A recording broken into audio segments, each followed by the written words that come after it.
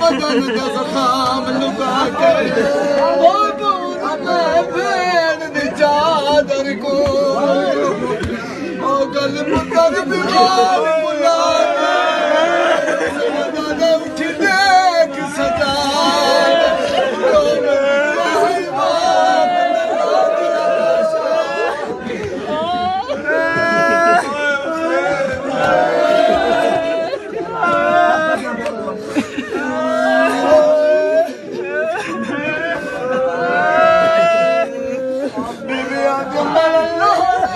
मेहमान फिरा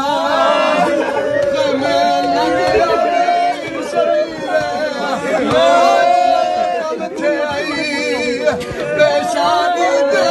मन खून करे नाजुक बदान